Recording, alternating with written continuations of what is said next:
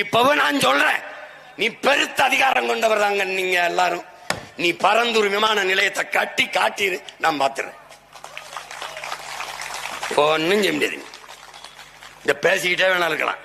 மறுபடியும் ஒரு நாள் வந்து பரந்தூர் விமான நிலையத்தை கைவிட்டு விட்டோம், இத பேசுற நிலைமையை நான் உருவாக்குறேன் இல்லையான்பாரு. பரந்தூரில் புதிய விமானம் நிலையம் அமைக்க மேற்கொண்ட நடவடிக்கைகள் இந்த அரசால் கைவிடப்படும். இருக்கிற மீனம்பாக்கம் ஏர்போர்ட்ல பறக்க பிளைட் கிடையாது, ஒரு வானூர்தி கிடையாது.